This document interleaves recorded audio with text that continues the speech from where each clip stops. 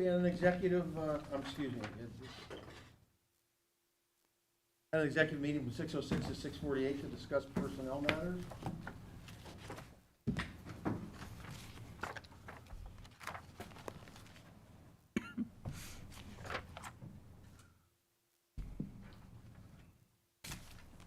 This time the floor is open for public comment.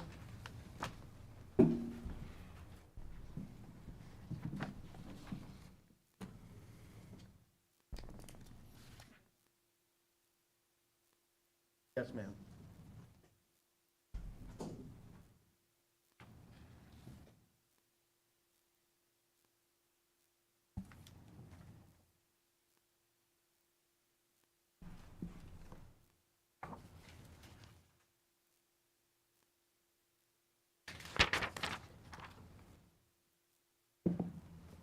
Christine Gordon, 350 Jackson Road, Danville. The press enterprise reported that a board director asked the business manager to draw up a budget to zero out the district's athletic and extracurricular budget for 2023. So I'd like to express my opposition to such a proposal.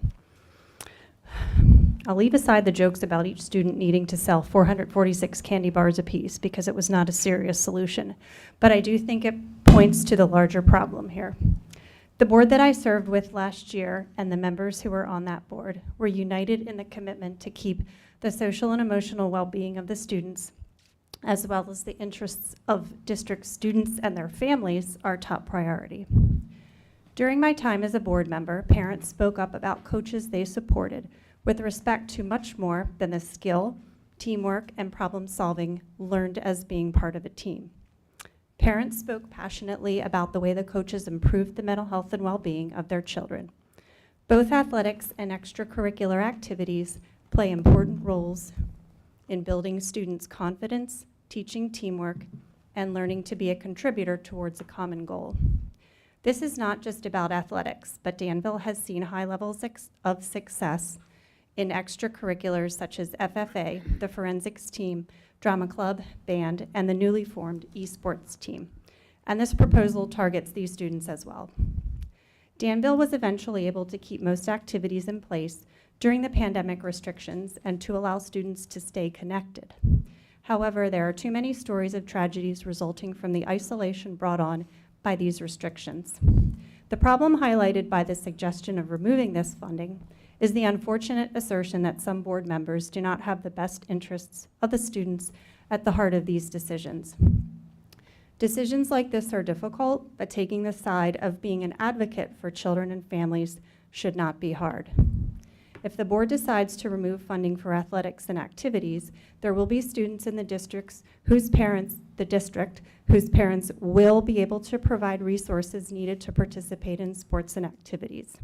However, the students who will lose out in these opportunities will be those whose families are unable to afford what is currently provided by athletic and extracurricular budgets. Sadly, students who would benefit by the opportunities afforded by schools to participate in activities that help them build confidence, be part of a team, and sometimes give them outlets for difficult life circumstances will be left out. I hope the majority of the board will understand that its priority is serving the students and families of Danville Area School District. Thank you. Mr. Clauser, can I clarify? Absolutely. Okay, thank you. So in the Finance Committee, the discussion was had to zero out the budget with no tax increase. That's what they wanted presented. I was asked to do that, and I said I would need direction on how they would like to proceed. So I said I could show a budget with 20 less teachers, but that's unrealistic. I can show a budget with no athletics and no extracurricular, that's unrealistic. Mr. Bognetz asked to see how much athletics and extracurricular was for fundraising opportunities. He didn't say to cut it out of the budget, he wanted to know how much it was, so I'm just clarifying that statement. Thank you, Mrs. Ely.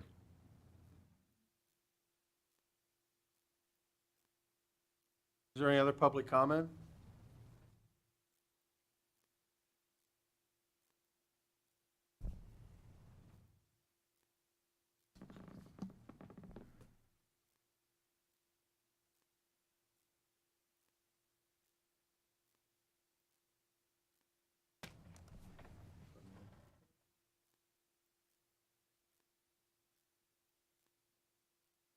Ms. Gordon, and I know you know this already, but for the sake of the other people, because you hear a board member make a statement, and I'm just going to, and how the best way to say this, I'm just going to pretend that it actually meant what the newspapers printed, and it did not. But that doesn't mean that the whole board feels that way. It might be just one individual, and it's a board that makes these policies and changes and stuff like that. So just for and I know Ms. Gordon understands that already. She was part of this board at one time. Just for others, kind of keep that in mind.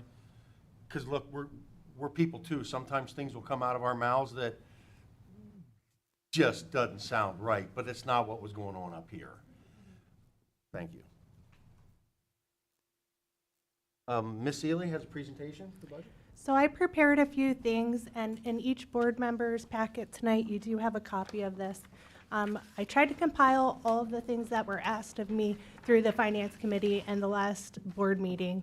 To compile this, I am going to add some notes as we go along that maybe I have missed in my presentation. Go ahead, Jeff. So first I wanted to look at the historic budget to actual projections. From 14-15 to 17-18, that's shown on the top, that was previous to me coming on board as business manager. You can see that revenues, this is the revenue side, and what they projected. And then the second chart is, since I've been here, 18-19 was my first budget year to 2021.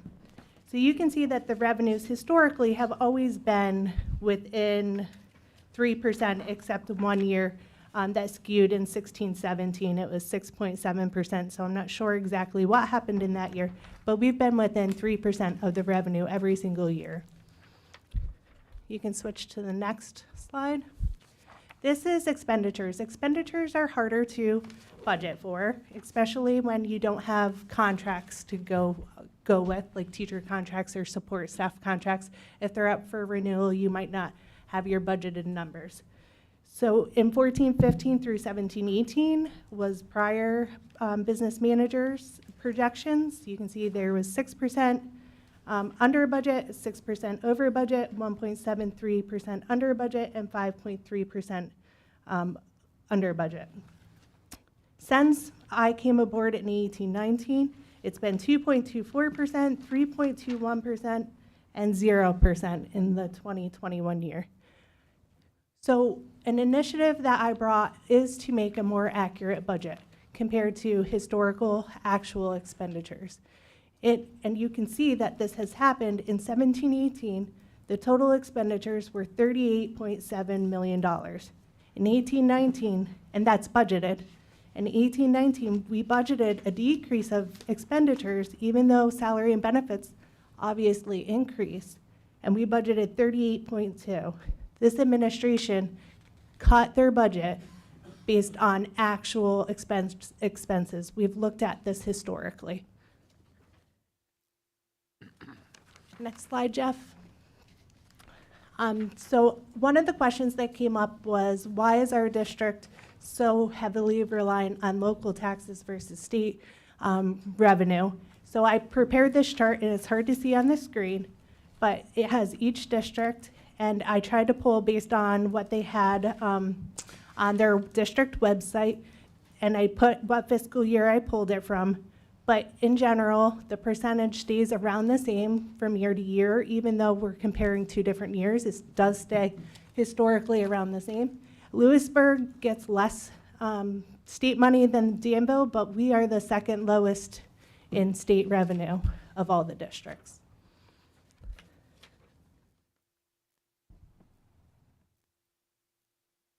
A question came up to prepare a break-even budget with no tax increase.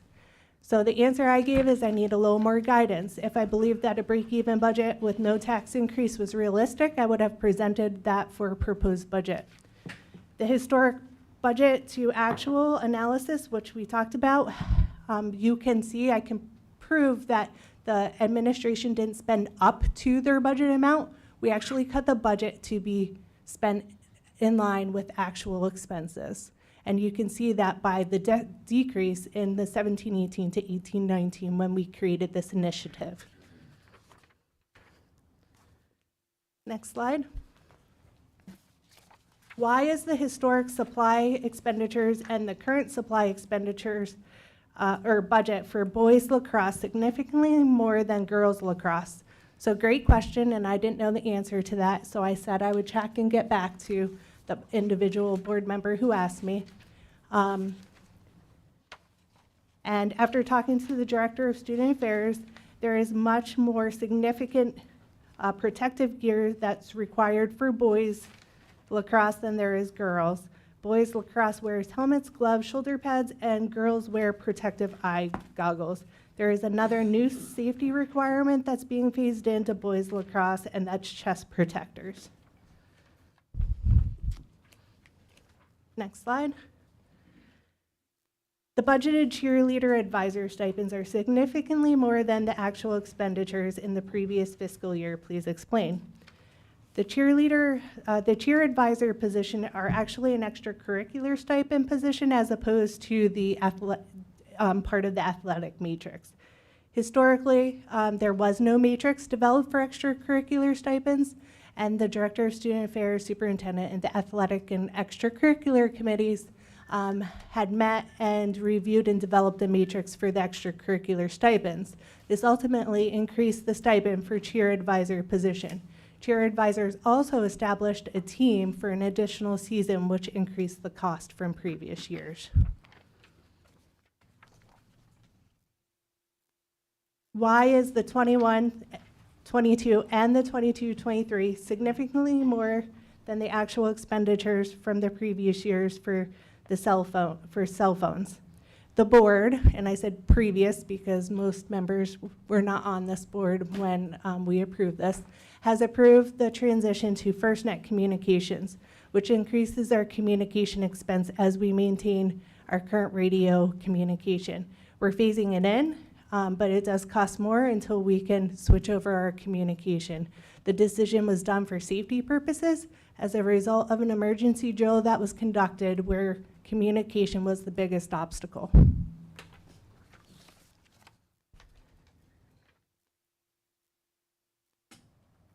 So this is a report that we received, I think, during the last board meeting, that there was spending at the end of the fiscal year to use up the budget, so the budget's not reduced going forward. Also, there's reports that supplies were being thrown away in order to make room for new supplies.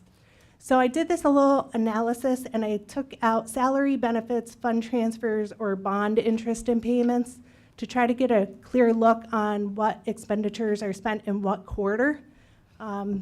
And the final 2 quarters are about 70% of the budget is spent. And I think that's historically how most schools operate. You kind of save your funds up in case of an emergency that happens, and then you get the maybe non-priority stuff at the end. So it's not uncommon to do this. But this is the whole budget. So this could be transportation, outside cyber tuition. This is everything that's included. So historically, we only spend 10% in the first quarter and 18.8% in the second quarter. And throwing away supplies. So no specific incident was given, so I couldn't specifically investigate it. But a generic response to the generic accusation is that we're unaware of usable supplies and equipment being thrown away to make room for new supplies. Supplies or equipment that are of no use have been disposed of. So I gave an example or 3 examples there. We had old chalk sidewalk or old classroom chalk that was of no use because we don't have chalkboards anymore. So we gave them to the primary school to use for the sidewalks. Things of that nature does happen, and old projectors that don't work properly or old textbooks that are not in use, they do get disposed of.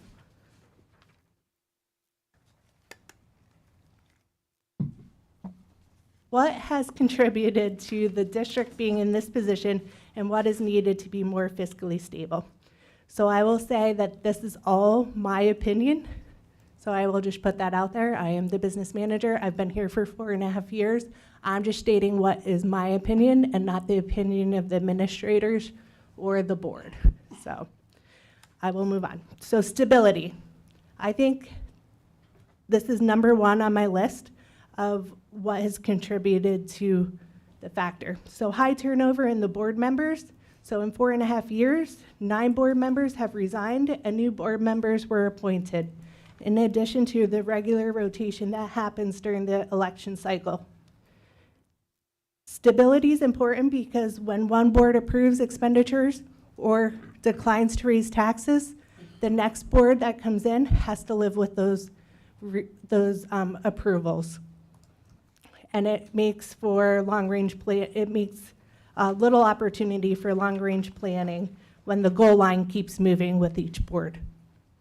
High turnover in administration has also happened in 4.5 years. Director of curriculum, 1 change already and soon to be twice. Primary school principal, 1 change. Middle school principal, acting. It went from middle school acting, new hire, acting, and then acting was made principal. So acting, new hire, acting, and acting was made principal since I've been here. So this is all in 4.5 years. Special education director changed 2 times. Middle school principal, 1 acting and 1 change, or that's assistant principal. High school principal, 1 change. E-learning director position was eliminated and converted into the director of student affairs. This position is being eliminated and a full-time athletic coaching position is being proposed. Athletic director, that should be. Thank you. Superintendent, I came under an acting when I started. There was a new hire, there was an interim, there was an acting, and the acting was then hired later. Again, little opportunity for long-range planning when the goal line keeps moving. Jeff? So another expense that I see room for improvement is our healthcare cost. We've already started to do some cost avoidance with this last contract. So you can see that healthcare costs rose significantly from 16-17 to 19-20. You can see 2021, it's leveling off. 21-22, the budget was created prior to knowing the move to the $250 deductible plan. So that line is going to be moved down to more of a horizontal line, so not that increase. And then 22-23 is proposed pretty much flat funding from 19-20 to do cost avoidance. Go ahead, Jeff. The other area is tuition reimbursement. The district's college and university tuition reimbursement is generous. The actual reimbursement was $124,000 in 17-18, and in 2021, the actual rose to $267,000. And based on the 21-22 expenditures, I'm projecting $314 for the 22-23 year. This expense continues to grow and is a negotiated item. Also with the tuition reimbursement, every time you earn X amount of credits or your degree, you move horizontally on the salary matrix, which increases salary. Act 93 does not get additional pay for additional college credits, but they do get their credits paid for just like the teaching staff. New bonds for capital projects, including Columbia Montour Tech project, and then our own projects in-house. Outside cyber school tuition, I've talked about this before. It's a big expenditure. The district has done an amazing job with housing an inside cyber program for our high school students previously and now for K-12. Through the recruitment efforts, when we had a full-time cyber administrator, the expenses in 17-18 were down to $253,000. In 21-22, due to COVID and other factors, our expenditures rose to $1 million. Well, some of these students have returned to the district either in person or through Ironman Cyber Academy. There is still work to be done to recruit these students back.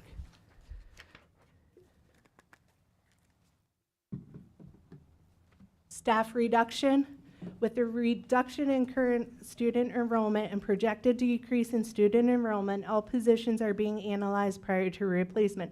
The administration has noted 6 potential positions, whether that's support staff, administration, or teachers, that can be reduced through attrition.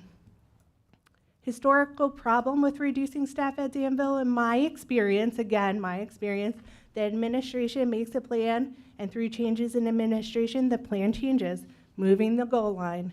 The board makes a plan through changes in the board, and the plan changes, again, moving the goal line. An example of this is the retirement incentive that was offered. So the district offered a retirement incentive in hopes to eliminate 6 positions. We did eliminate the 6 positions, only to add it back in the following year. So the districts didn't cut any positions, and we're paying for the retirement incentive. So our expenses actually increased. So that's an example. Not on the slides, because I think I'm done with that section. This was just examples of expenditures that I've observed. On the revenue side, the district did not increase taxes, as we stated before, for the 16-17, 17-18, 18-19, and 20-21 year. So it's a 0% increase, not even a 1%. It's a 0% increase. And I have a laundry list of adjustments that myself or the administration has made fiscally to be more fiscally responsible. And if you want me to name those, I can do that.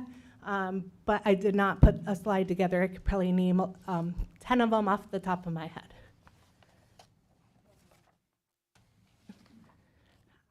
I will wait for questions at the end if they want them. Another thing is, what is the average increase at 4% for property?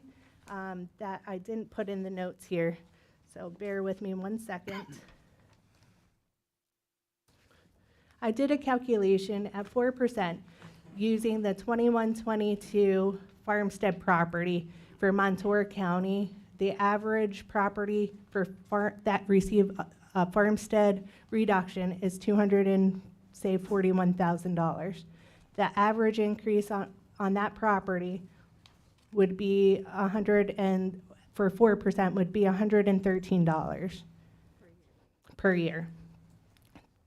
Northumberland County, because we're a multi-county, the average county assessed value for the average assessed value for Northumberland is $56,000, and that would increase the property for a farmstead property about $134 per year. The average homestead property in Montour County is about $156,000, and a 4% increase would mean $73 annually for Montour County. And likewise for Northumberland, the average county assessed value is $26,500, and the increase would be $63 per year. So while I don't have every property calculated, that gives you an average of homestead and farmstead and what the increase would be with a 4% increase. All right, so what is the timeline to make Danville Area School District more stable? I'm unable to answer this. The district needs stability and a long-range plan, both of which do not currently exist. As I stated, the administration has a long-range staffing plan, but the plans that were previously developed were not followed by both administration and the board members. As a business manager, it is extremely difficult to develop an accurate long-range fiscal plan when there's no commitment to follow a plan. It takes commitment from administration and board because the business manager ultimately does not make the decisions.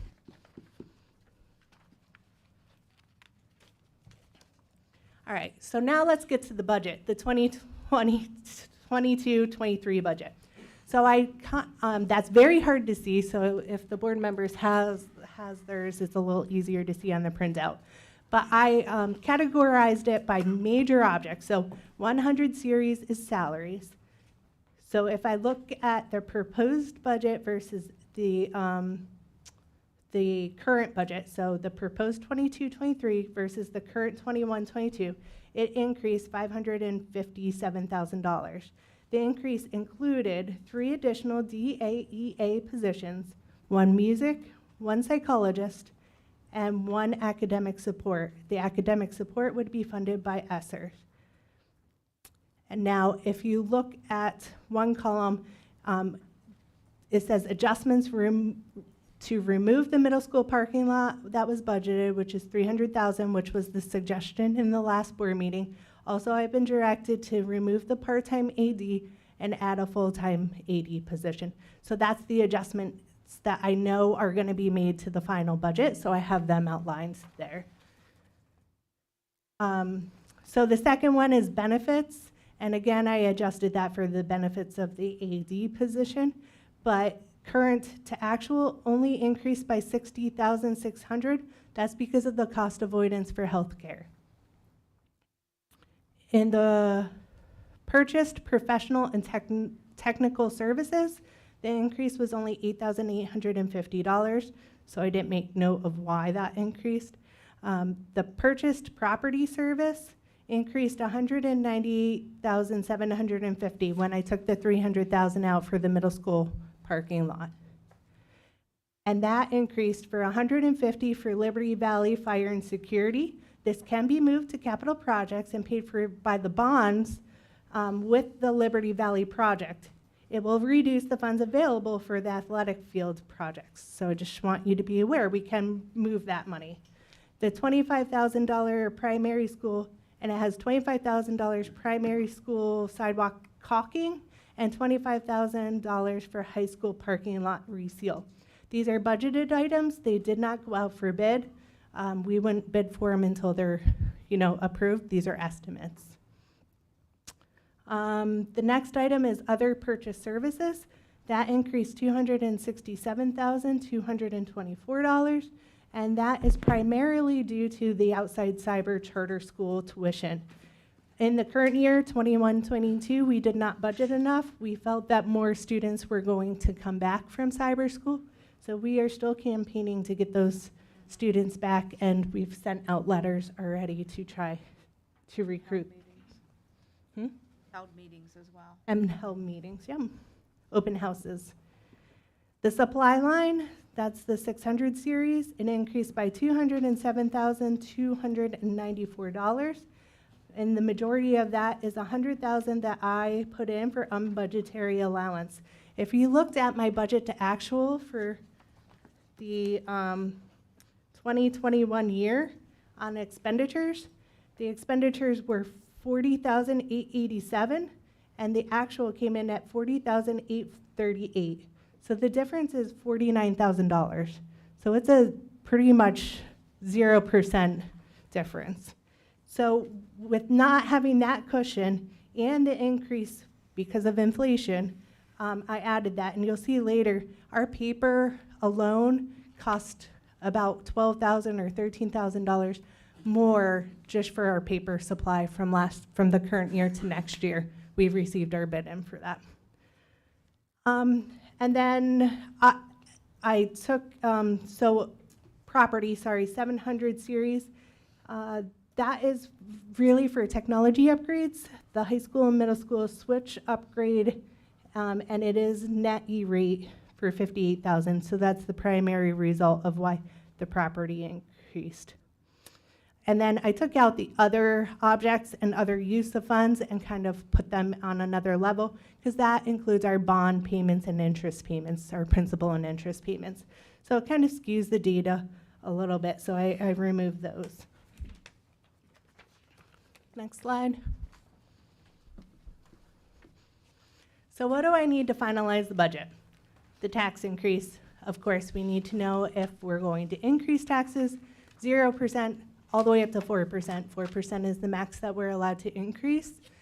So I need to know the result of, after this meeting, what we're going to do. I do have to calculate the homestead farmstead property reduction based on the proposed tax increase, so I do need this number.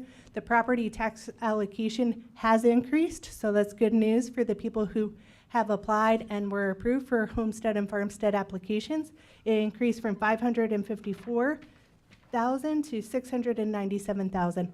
So what that means is anyone who applied for homestead and farmstead and were approved, they get a tax rebate back off of their tax bills based on what we're receiving from state funding. So the funding increased, and it increased by about 25.7%. So that's good news. It's at a historic high for homestead, farmstead.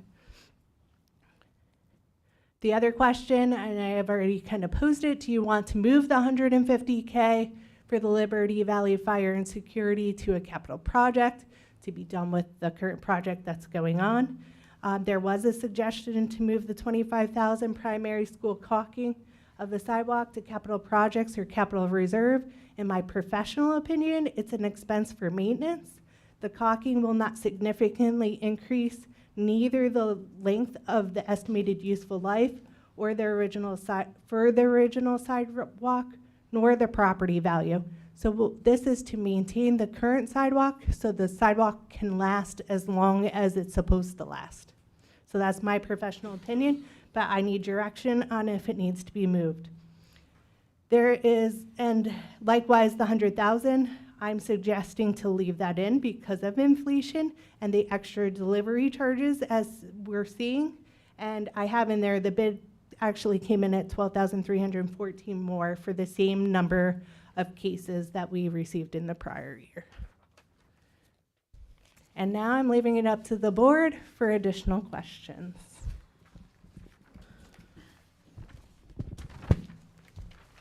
Mr. Klaus, can I make a comment? Sir. It was a fantastic presentation, Bobby. I totally appreciate that, and thank you very much. So if you go back to the place that you talk about your personal opinion, Jeff, where she had, you know, no, I just want it for public display. Yeah, so I've sent this an email to all board members. I don't think Bobby was included, but I said when we talk about budget, isolating 1 year's budget by itself probably does not give you a good picture of what's going on.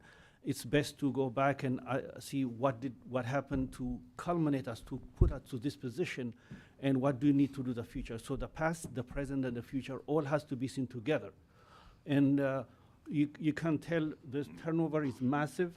Not only in 4.5 years, but I met a community member that said over the last 15 or 20 years, there were close to 8 or so superintendents that came through here. And there were, like he said, in the last few years, about 9 board members that would turn over. Not to mention a couple of years from now, or end of 2012, no, 23.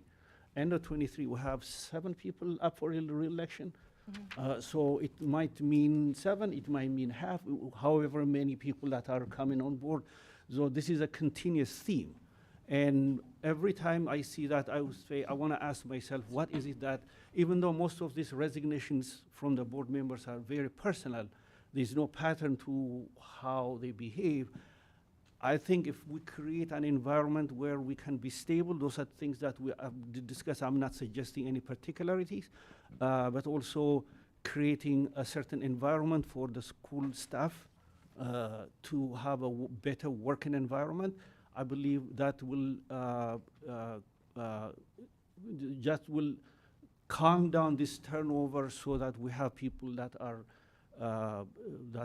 staying here for longer than 2 years, 3 years, or 4 years. Those are disastrous. Like she said, in my own personal experience in the last 2.5 years, we have seen things shift. It was different simply because of COVID, but we have seen how when a couple of or 3 board members come on board, the whole entire dynamics change. And then the feelings and the desires also shift with that. And she has it say, I don't have to repeat that, but those are the things that we had to focus in the future, and it will help that we have decided to go with a working session instead of a committee, because when you sit in a committee meetings, you simply isolate yourself. You know, when I talk about finance committee, I may unknowingly isolate myself from the curriculum, from the building, and from other things.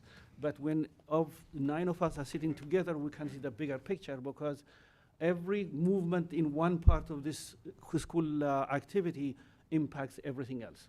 And the fact that we have this opportunity in the future to sit down and see what's moving in the building, curriculum, finance, so that we can coordinate this and produce a more functional board, a more functional school system will be helpful. I believe that we have a bright future, to be honest. I am very optimistic. I see things as a glass half full instead of half empty. I'm always positive. Yes, we miss Dr. Bickhart and we miss Bobby, but maybe this is an opportunity to really rethink on how we move on to the future. Thank you. Any other comment? Yeah, I have a comment, it might be silly to you, but people complain about raising taxes, your percentages you're allowed. The percentages that it comes to when you raise taxes on a homestead is less than a carton of cigarettes today for the whole year. And they smoke a carton of cigarettes probably 1 or 2 a month. So how can you whine about raising taxes? I like to see somebody prove that point where I'm wrong. You can't afford to pay taxes. If you can afford a carton of cigarette or 3, I got a problem with that thought. I have 2 questions. I guess one's more of a comment. The federal money, the ESSER's money, it started off as relief. The ESSER's money. The federal. Can you hear me? Yep. Okay. The ESSER's money, Yes. is there a drop this year overall of $1.3 million in ESSER's money? Is that somehow balanced by revenue somewhere else? It's hard to kind of not hear it like everywhere because of the way that it's spent intermittently. So it depends on the district and how they're spending it, whether they're supplementing or supplanting it. Right. So we've managed to do a little bit of both within Okay. the district, but a lot of it is supplanting what we've already had. So in 20, my years are mixed up with COVID, so hold on one second. 2021, we did supplant some to break even. 21, 22, we're supplanting a lot to break even. Right. 22, 23, what's left is about $900 and some $1,000. But last year we had over 2 million. 2 million. So there's a $1.3 million Correct. reduction this year in money Yes. we can use in this budget. Correct. Okay. It goes And- away. That's And correct. can I, if I can continue, and this is not a complaint, this is actually a compliment. The last board, I believe, refinanced, which is a good idea. Shortens the term of your debt, you're gonna pay less overall, but debt service in the short term is about $550,000 more. Right, with the refinancing and the new borrowing, that's correct. Okay, so if you follow where I'm at right now, and I think this is a positive. At 1.3 we don't have in revenue, 550,000 or so in additional expense, that's about 1.8 million. The shortfall's a little over 2.2. I appreciate what everybody's saying. I respect what you're saying about stability. I think those are apples and oranges. I think the board is actually, in the district, is in pretty good financial shape. We established, and I think I was in the board then, we wanted 20% in fund balance or money put in kind of a savings account of our overall budget, and we're at 29%. Everything you're showing me here shows stability, not only during your time as business manager, but even going back. We've gotten away from some of those disparities, which is good, and high variances, but I don't see that we're in really that bad a position. I think those 2 things led to a fairly significant shortfall. And the cyber school tuition, I would say. And the cyber school tuition, definitely I don't think it's any increased. actions of a previous board or any other board. I think there are a couple circumstances that hit us. The refinancing, the bond debt service is high. We've got to pay for it. The ESSER's money, the federal government, it's great when they give us money. The problem is they take it away, and we still have the expenditures. A lot of times we apply to it, and we still have to pay for them. So I would guess I'm saying. caution, because capital reserve, we're adding capital That was the other reserve to the fund balance that you're noting is 29%, but we've already approved the middle school parking lot to be repaved. Right. And we don't have enough in the bond to do anything with the athletic field, so that's gonna have to come out of it. And the payment for the athletic fields, so there's additional, Right. to purchase the property is what I'm saying, payments. And so there's additional expenses coming out of that as well. So we are closer Right. to the amount than what we're saying, Yeah. 29% at the end of 6/30 of 21. And I think it's Yeah. great if we're stable. I think it's great if we see that kind of continuation of our administration, our board. I just don't necessarily agree that that's created this shortfall for the district or budgeting problems, because I think that those two things are a substantial part of where we stand right now, is the federal money, the debt service increase, as well as moving some of the capital projects into the regular budget, which is, they're all good things. Yeah, I don't pay for it. disagree with you, but stability Stability's without always being good. stability, long-range planning is very difficult. Okay, I'll leave it at that then. I'd like to just add another thought too that we had at our last meeting, that dovetails off what Wayne just said is, you know, the other reflection on this team, this leadership is the auditing. I mean, there's, you know, we talked about, you know, we're getting into the details and some specific items that pertain to the Danville Area School District, but I think another governing principle is how well your team is managing and how well they're fitting that management style and those activities into the framework of what gets measured and what gets audited. And in my years on the board, every one of those efforts have come up with flying colors. So I think that's hats off to the team and the leadership of this team. Procedures are good. Can I add, and with due respect, we can disagree on some things. I don't even know what a carton of cigarettes costs. I'm sure you're right. But I think we have to take the tax increase in context with the fact that electric bills are going up 30 to 40%. Gasoline is ridiculous right now. Inflation is out of control. So when we talk about raising people's taxes, we're not doing that in isolation. They're taking on a lot of other costs too. So I hope that we keep all those things in mind when we come up with a final determination of what we're willing to put on as an approval item in June. I'm maybe not quite so eager to go along with the 4%. When we're holding 29%, we intended to hold 20%. I know it may not be a great budgeting practice to kick that can down the road, but that 4% only giving us $500,000. It's not eliminating the shortfall anyway. I would be more inclined to say that whatever is left, we fill with the fund balance for 1 year, kind of punt it the next year and deal with it. I know that's a challenge. I've been around this for a long time, but I am personally more comfortable and could commit a vote without the tax increase, filling with fund balance, and then coming back and looking at it again next year. If that's where I'm at. I know it's not what you're recommending. I understand. Sometimes people disagree. So that's how I feel.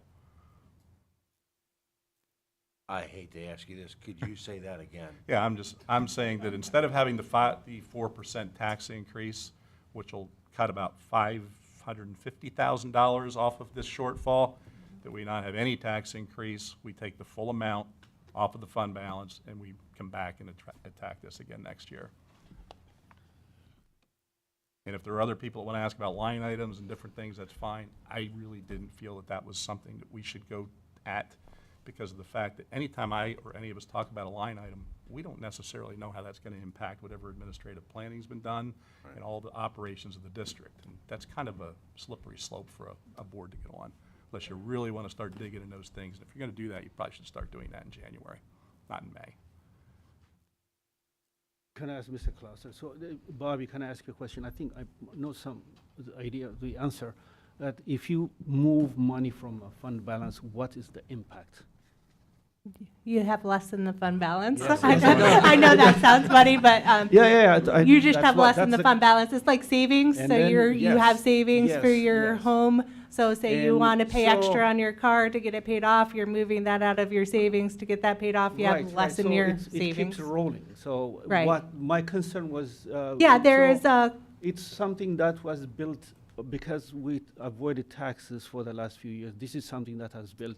Actually, in many calculations, if we had taxed it over the last 7 years or so, we probably would have a surplus by now. so I'll give you an example. Say it's 500,000, easy math, we're doing 500,000 this Yeah. year. Say it increases 3% next year, and say that's 400,000.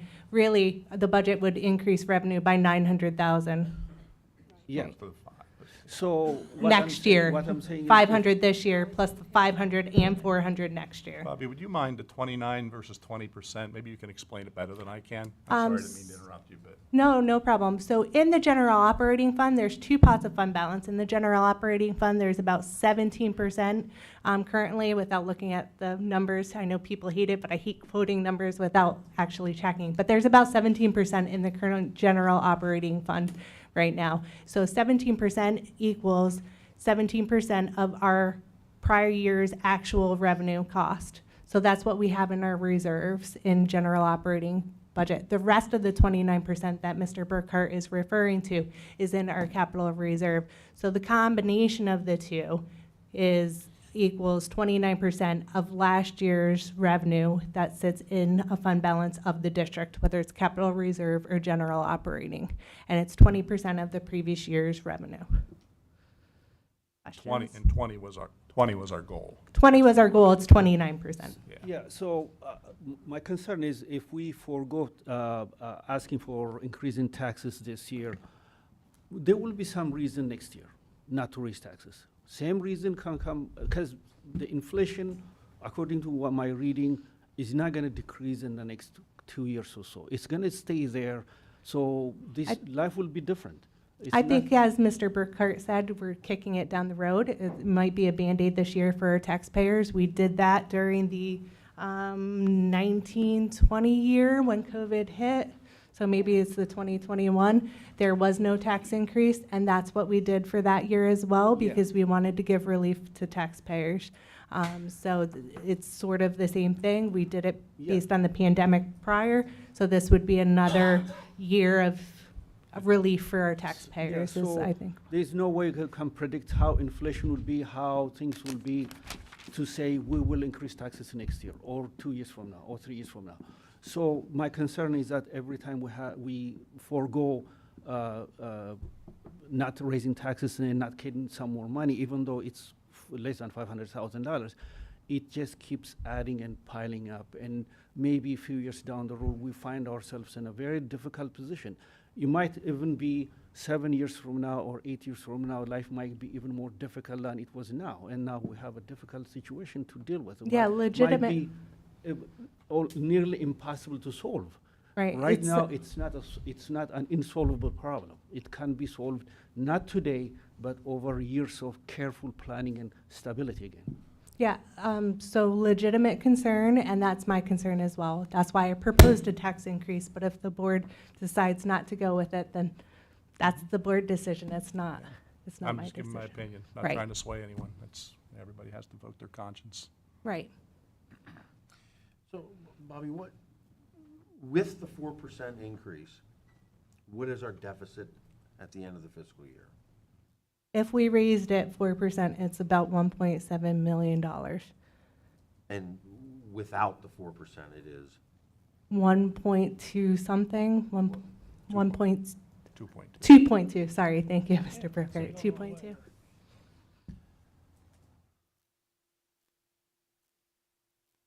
So Bobby, I think you recited them in your presentation. So we're talking about, on average, and we'll use Northumberland because that's a little higher scale. So you're saying, on average, tax increase of 4% would hit an average household of about $6 a month? So the average homestead property for Northumberland County would pay $73? $63.21. Oh, I wrote 73. Increase. Was that Montour? 73 is Montour County, that's right, correct. right. And that's $6 a month, approximately. Okay. And then farmstead, so if they were approved for farmstead, and this is without the rebate that they would get, so I'm just trying to do apples to apples because I don't know what the rebate will be this year because I don't know what the tax increase is, so I took out the refund that they get. So farmstead, Montour is an increase of $113, and Northumberland, $134 for the average property for farmstead A year. annually. Without the rebate. So I want to say thank you for your presentation. I thought it was fantastic. And I think one of the big takeaways for me was the fact that the instability in both the board and the administration is a significant problem which hampers long-range planning, which I think we significantly underestimate the effects of that. And I want to say that I actually really respect some of the opinions that I've heard about whether or not we should raise or not raise taxes surrounding this. I've expressed my concern with raising taxes in the context of all the other inflationary pressures and other things going on at this current time. And yes, I don't know what's going to happen next year, but that's as much as an argument to not raise taxes as it is to raise taxes, because maybe next year will be better, or the year following. We don't know. So I'm going to take the argument only on the merit of, even though I can pay for it, a lot of the people who surround me and I live with and I have to look in the face every day will have difficulty paying it. Now, that being said, that has to be balanced with the fact that I want things like a music teacher, and money has to be paid for that. And I want to support athletics and not have them have to fundraise as much as we can reasonably do. And I want a school psychologist, all those things. So there's a balance here that has to be played out. My significant concern still is the internal auditing and paying attention to how the money itself is spent. So say I approve this, we have an extra $500,000. My issue is still, next year, why aren't we just spending the same amount of money and in the same position that we are this year? And that means we're internally dooming ourselves to continue to raise taxes till we figure out why we're running a deficit in this setting. And that's the piece that I feel like, to me, hasn't been answered. And I feel significant concern with that. And I don't think it's going to get answered in this budget. But I think moving forward, the board and the administration has to put some serious thought in how we're going to justify continually raising taxes from here on out in order to balance our budget, or whether there are things we can be doing internally that will make it unnecessary thing. And that's the piece that definitively concerns me. I don't have full faith in the current oversight of how things are being spent, and that's my concern. I don't know how to attack that or look at it, but even looking at the numbers that were given to me, with the 40% of the budget being spent in the last 3 months of the budgetary year, yeah, maybe a lot of places do that, but maybe they're doing a lot of the same things we're doing that maybe we shouldn't be doing. And so I think that needs to be looked at in depth. I'm not capable of doing that, but the administration should be, moving forward, capable of really looking at that and thinking about that, because I don't have the ability or time to do that. And so that's my remaining concern. Can I clarify that regardless of whether we raise or don't raise taxes, we're not taking anything out of the budget, it's just how we're paying for it. Correct. We've already determined what we're spending it on. I'm still waiting Unless- on some unless answers. other things come out. Yes, Right. exactly. Okay. I'm just waiting to finalize. Okay, and I made the comment before about line item by line item. I just came on the board in late February. For someone like myself or somebody that came on late, not knowing all the planning that took place in the fall and early winter, to come in here and try to get into line items, I just don't think that that's really something I could do. And I agree, in the future, maybe it's something we need to look at more, but right now, it just isn't, To be frank, it isn't logical. it's Doesn't not make my area of sense. expertise. Nah, And I don't have the time nor the bandwidth. And the timing isn't right. But, So- but if what's going to happen is that we're going to continue to run a deficit, I'm dooming the public for me raising taxes every single year. And so I want there to be some significant thought done moving forward. And that's the reassurance that I've sort of been looking for. So I do appreciate that one of those components is the stability of everything in order to be able to do that. Right. And I think that's where we failed you. And the public, to be frank, has failed you to some degree, because it's who we put here, it's who we keep here, it's who we do all those things for. So I really appreciate that.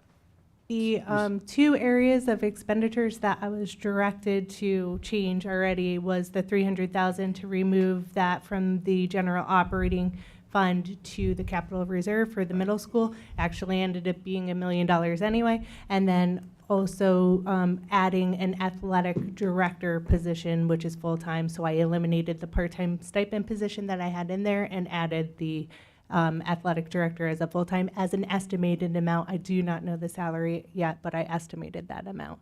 Those are the only two directions, absolute directions of budget changes that I've made or will be making.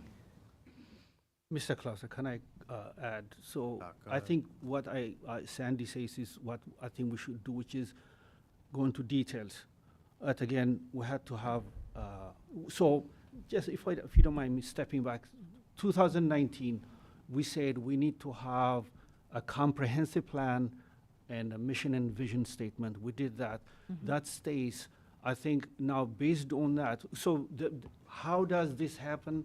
It's because, like Bobby said, we're not strictly following what we said. We're gonna keep shifting, because athletic director, we said we're gonna eliminate that, and then we decided not to eliminate and open a position. Just those type of activities would be reduced to a minimum if we have a comprehensive plan that looks at everything even before they happen. So if we have a capability of understanding that 2 years from now we're gonna need this position, or 3 years from now we're gonna eliminate this position based on how things are moving, and get some prediction and then follow through, then we can identify places that we can reduce our expenses.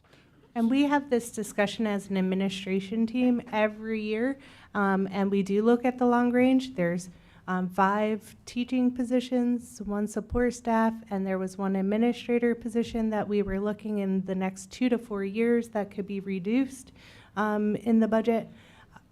But again, you just need to stick with the plan once you create it. Yeah, we had to remind that ourselves that about 73% of the budget is human resources. So that's why we keep focusing on positions and all the stuff, because Correct. those have very impactful decisions that we're making based on those. Correct. That's the place I actually have the most difficulty, because my instinct is that we need more people, not less people. You see, And so, you know, I want more teachers and more paras and more people teaching the arts and coaching and doing all those things. And so that's the piece that has led me to sort of have some hesitation, because, you know, I'm trying to figure out in my mind how to balance, you know, passing the burden on to a lot of people who can't necessarily afford the burden, and still providing an adequate education for and range of extracurricular activities for our kids. And to be frank, that's the part I'm really struggling with here as I think about this. You're not the only one. Administrators do this all the time. If you ask them, they don't want to cut any staff. Of course, they want more staff. So that is the balancing act between finance and staffing. So I think we can see it as, you know, whenever you want to save money in your pocket, either you increase your income or you reduce your expenses. Correct. So that's how you keep having more money in your pocket. So for us, I think we had to have a two-pronged approach to this. Like I said, it's difficult for me to say now, we're going to do this, we're going to do that, but at least the board can sit down. I really appreciate the fact that we have started doing this work session instead of 10 different committees, so we can address things. I like this too. So then we can say, given what we have, we can plan on these things and then just stick with them. I asked you the So- same question about 6 months ago. I said, why are we cutting teachers? We need more teachers. Yep. We need to reduce the student per teacher ratio so that and you said, who likes to cut teacher positions? It's just no choice. Yeah. So what I see is that, one, we can cut expense. On the other hand, we had to somehow find a way to sustain or improve our income to find that balance. Maybe 5-6 years down the road, hopefully we might not be able, we might give people a break. I'm not saying we're gonna have to raise taxes for 5 years, but we had to go into details and agree how we're gonna approach this. So other areas of revenue that we didn't talk about is our earned income tax revenue that we receive. Historically, we've increased by 4% on average a year, but through COVID, we saw a decline. So we are seeing a bounce back, so that's promising, but we're not back up to the levels we should be at for the current year. And then also interest income. We obviously are not getting very much interest on our money. Yeah.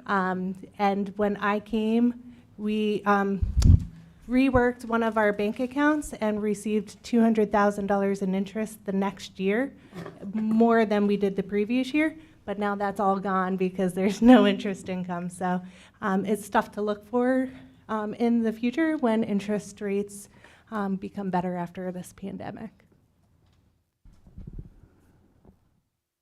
Any additional questions or line item questions that we if- want to discuss? If I could just add a couple of thoughts on the discussion. I think these are healthy discussions, which we should have. There was a comment made about taxes, that we've been looking at raising taxes every year. History shows that that's not the case. Facts are clear. If you look at a stretch of time, there weren't any taxes raised. And I'm not sitting here trying to be a pure proponent that, oh, we got to raise taxes, max them out every year. I think that's completely irresponsible, and that's not what we do.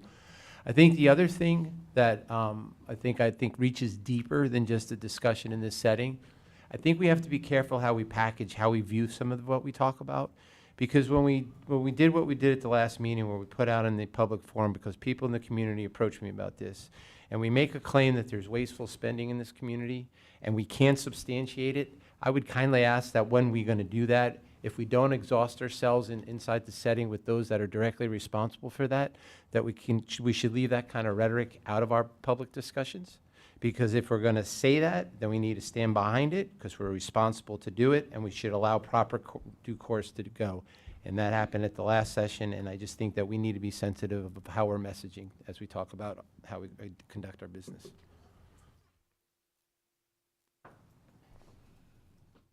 I gotta throw a little fuel on the fire here. I don't want to raise taxes. We may end up having to, but in response, Mr. Reichert, to the comment, and I understand, I don't disagree with you about the way some people spend their money, but every single day, and I mean every single day, I see senior citizens out there digging to the bottom of their purse, trying to find 75 cents to pay me for a ride from their place to a doctor's appointment. I may end up with 2 quarters, a couple of dimes, and some pennies to finish it off. That $66 average that we're looking at isn't a lot of money to you or I. It's a year's worth of transportation to somebody like that. Or a week's worth of meals to a coupon clipping single mother out there. So it doesn't sound like a lot, and in the instance that you put it in, I agree with you. If you can afford that, you sure can afford the increase. But it's the people that I'm seeing every day with the struggles that they're going through are the ones that I can't help but to think about it. I pick a dozen of them up a day, and they're all the same way. So that's what goes into my head. And it's a lot of this community that are like that right now. That's all I've got to say about that.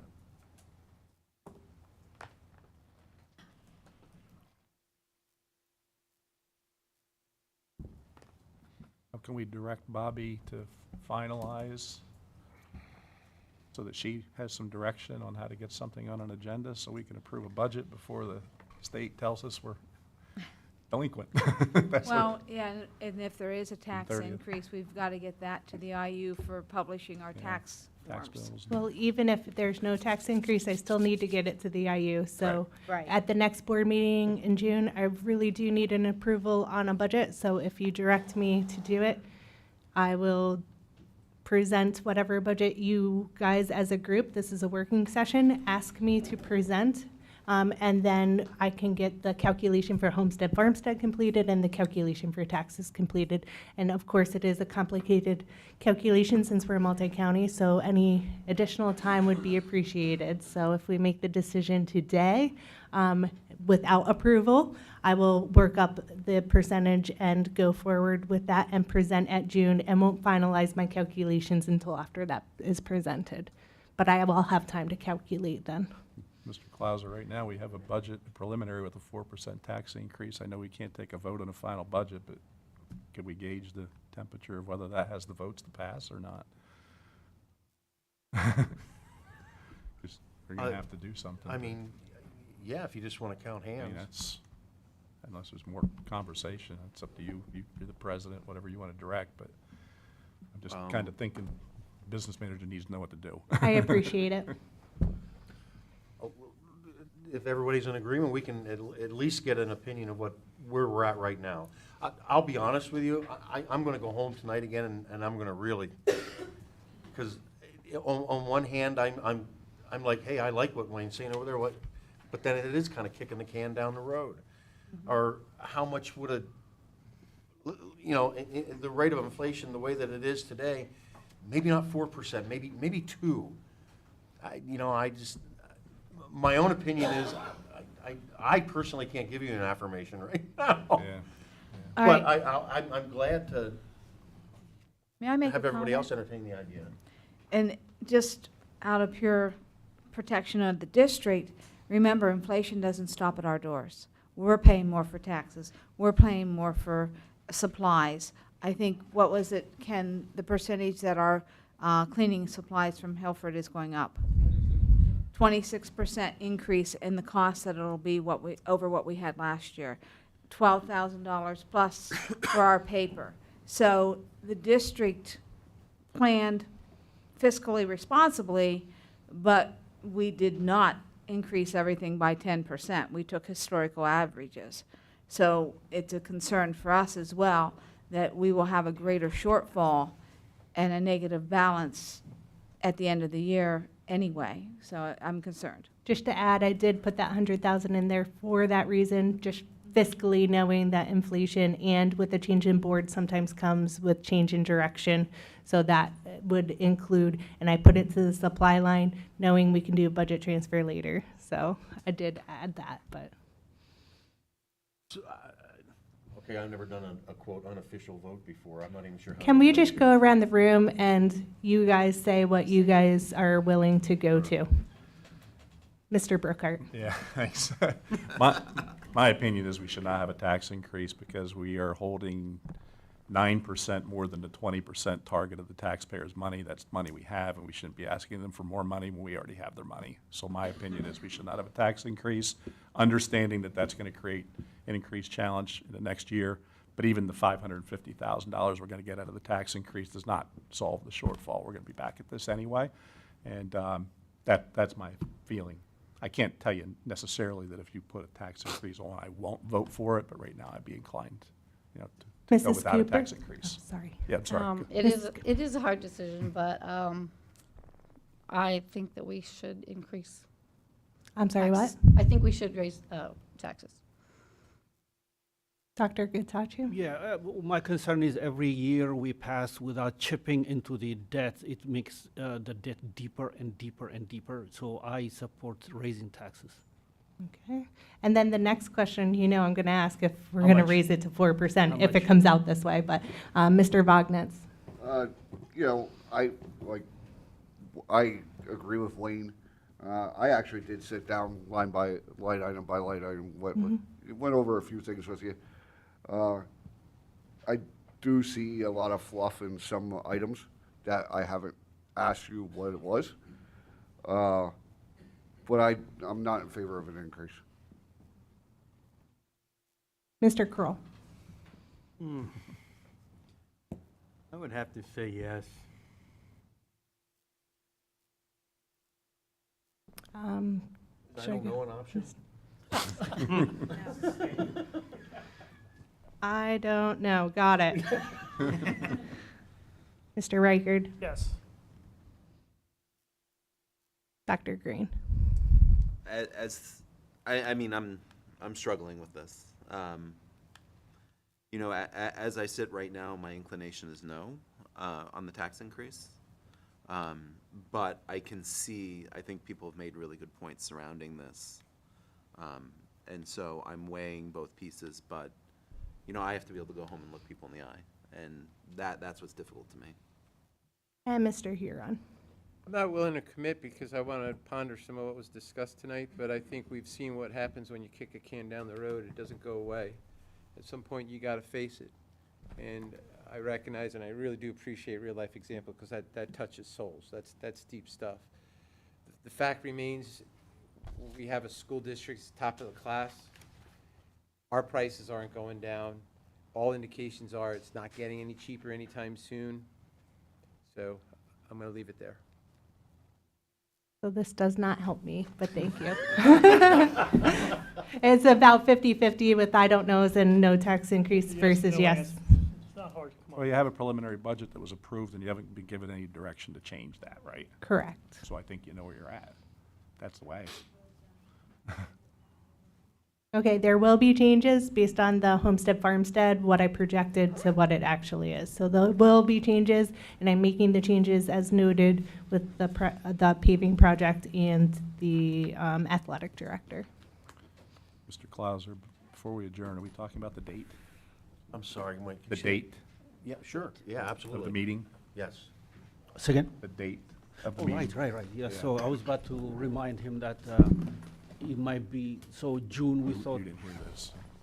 You didn't change in you didn't meeting. hear this. Next You'll have board to meeting. follow Yes, that. yes. I've got to figure out how to do that. We need to change the date for the next board meeting. Okay. We did I believe Mr. advertise the Huron budget was to be the latest, approved. and I'm thinking that when? You can go We do it on a you Monday, can go later. 26, between what we had. Monday talked the about. 26th. 20. I can't do that for That's too late taxes. for the taxes. Have to be done before that, don't they? I have to be to the printer by June 15th to guarantee a 7/1 Yes. print date from the CSIU. Yeah, but you don't need a 7/1 print date. You need a budget approved by June 30th. That's the I school know, code. but also the tax collector manual says we have to have their duplicates by 7/1. It does, I can print it Oh, from I the tax believe- I collector believe what you're manual. saying, but I I know- researched it. I know you have to And have I it. know June 30th is the date, but there's a printing deadline and there's a tax collector manual that I have to have the duplicates to them by What's- 7/1. So what's the earliest folks won't be here? In other words, the date that you're leaving, who has that earliest date? I'm thinking I see beforehand, this. maybe. I'm okay in the 15th of June, but I'm not okay anytime before Fif- that, really. Oh, you're gone through the 15th? Yeah. And I think we're overlapping here, because other Yeah, I folks are know gonna be Mr. gone. Huron and I are overlapping. Yeah. Who was the third person? Is that Darrell? You're I'm gonna be, 10 you're gonna be I'm going 10 to through 17, I'm out. 10 to 17? Bobby, I'm sorry, I'm gonna go back at this tax collector thing. Could you, Yeah, I can find it. I'm not asking you to look anything up, I don't wanna put you in that. Yeah, it says that the school is required to give the tax collectors their duplicates by July 1st. If you don't, what happens? It's a good question. We've never had to deal with that, so I'm not sure. How can the tax collectors give you something that's not consistent It's with not the school tax code? collector, it's the state. It's the tax collector manual. It's written by DCED. Can we file for an extension? I will look into it. I do not know. Department of Community and Economic Development, is that your I DCED? believe that's who it came from. I Okay. looked up you can look up tax collector manual for PA. It's in there. Okay, I had to take courses on it as the tax collector for the school district for 3 municipalities. And also, if we don't send out taxes July 1st, that pushes back our discount and penalty Oh, yeah, dates as no, well, yeah, I'm aware of that, yeah, which changes right, everything. yep, no, I get that.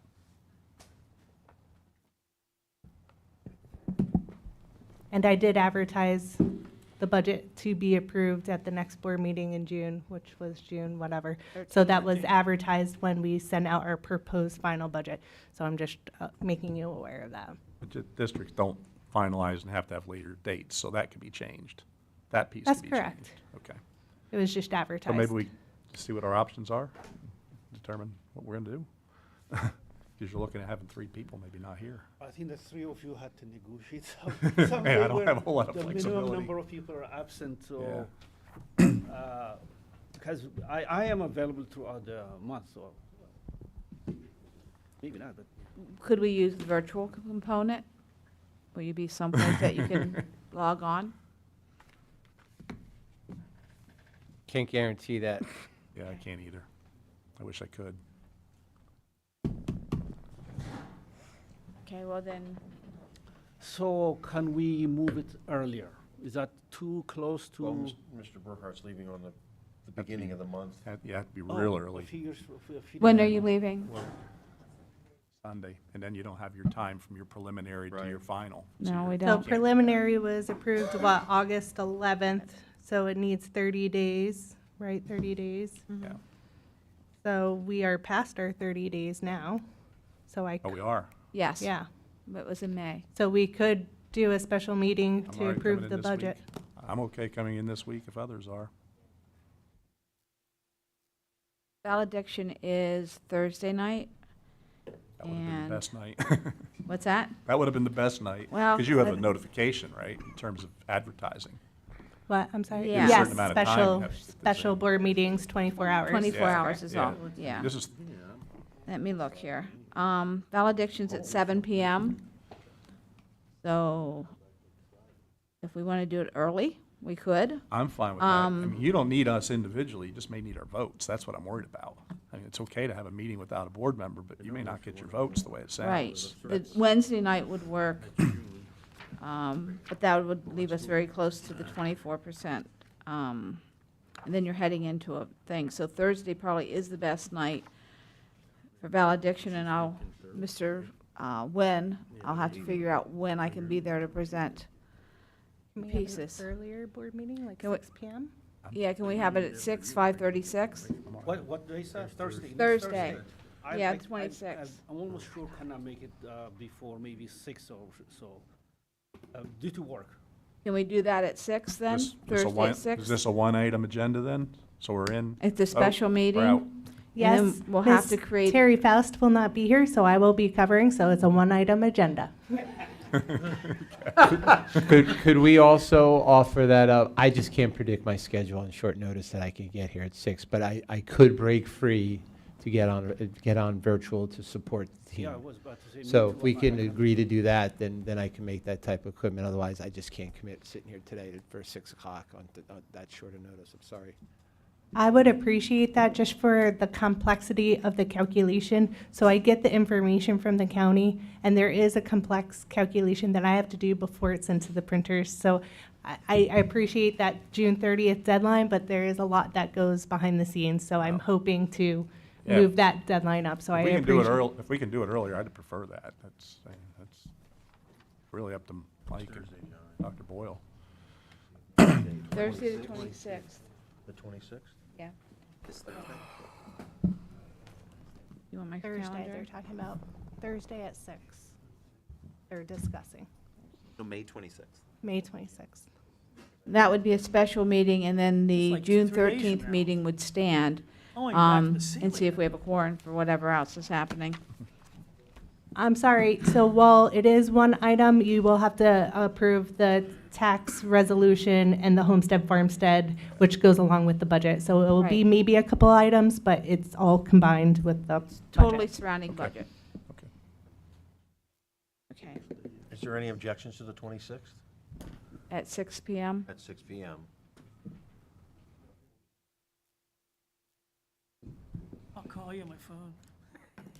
Okay. Right? So, All right. Thank you, everyone. Mr. Thank you Clausen. for that. So we'll get a link, just in case I can't get here physically? Yes, I'll send something. All right, thank you. So where does that take the June regular board meeting to? Are we going to skip that? It's or- still, it's Yeah, still the we talked- 13th. It's going to be on the 13th? And then we'll meet, hopefully we'll have a quorum to deal with the Okay. other things, but the budget is something we would prefer Fair enough. to have a full board for. Okay, the 26th. Public comment? Is there any public comment? There we go.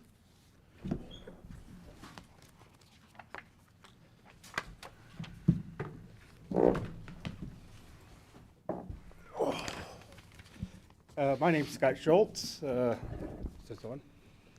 357 Reed Road. Probably the one thing I have in mind, or run through my mind, is that we know pretty much next year, because you talked about it last week, is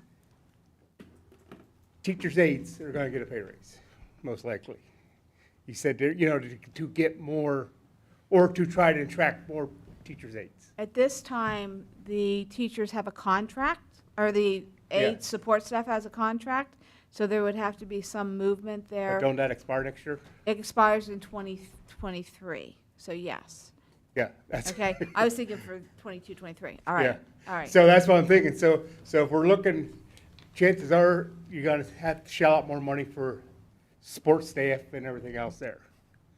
So you're looking at probably a tax increase there. Teacher's contract, is that next year or the year after? Same time. So now you're looking a double whammy right there, And if it's at 8% inflation, you can pretty well bet they're gonna fight for more money.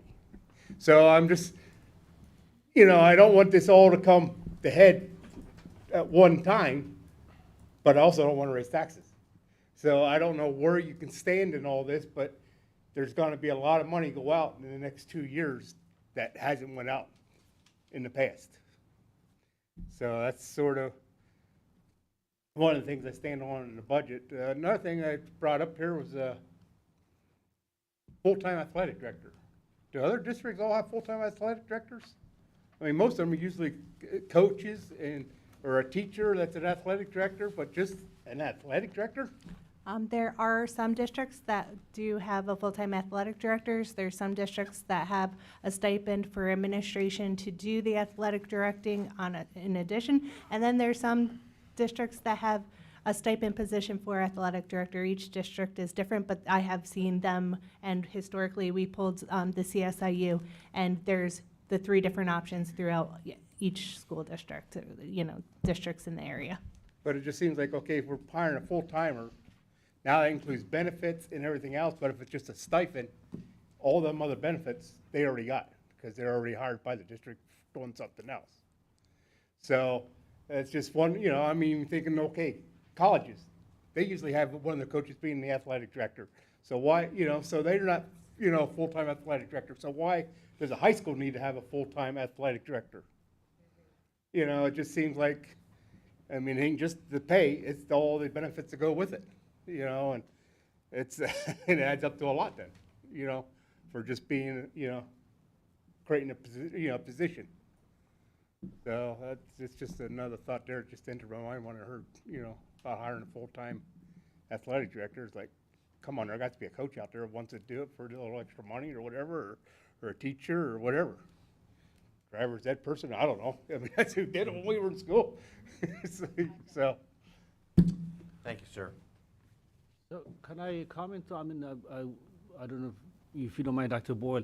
I think when we consider this position, there are three things I remember that we said. One is that the number of students that participate in athletics, the number of clubs that we have, and by far the largest number of complaints from the school come from the athletic side of things. So we thought there might be some, by hiring somebody, we're gonna take care of all these issues all at the same time, and it's probably worth the position. I think that's, am I right? Correct.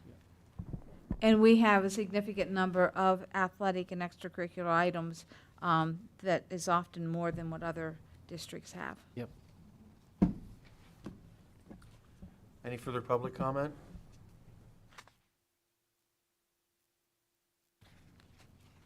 You can have that. I don't. Is this on? Yeah, It's on. Okay.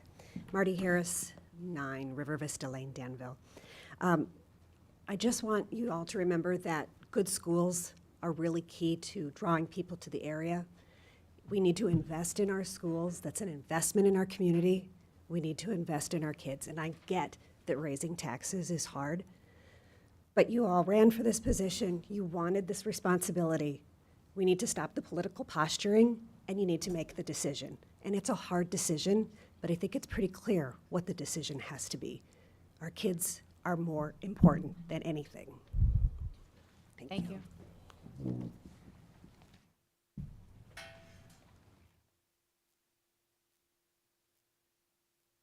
Any others?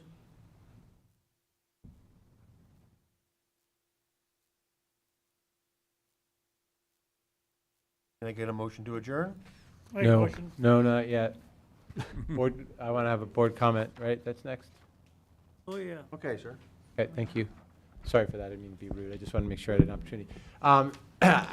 In preparation for tonight's meeting, I was hunting back through my 2 years of being on this board, and in doing so, it really humbled me to think of what we've been through. You know, and we've all been through it, whether you've been sitting in this seat, sitting in that seat, out there. And I think there's value to not lose sight of that as we work through all these dynamics that we've had the candor and the ability to talk as a group. I do want to personally thank the administration and the teams that have gotten us through this COVID stretch. I think someday those stories we all look back, hopefully we're going to find reason to laugh and smile about them. So I don't want that to go, at least from my view, to share my sincere gratitude for what we've been through as a community, what our children have been through, what we're still going through, and what we're fighting through. So that was my lead in. And in that effort today, I found a document. I don't know why it never kind of found its way, but I'm going to make it find its way today in a formal public setting. So this document was sent on Monday. It's an email. It was sent to the full board at the time.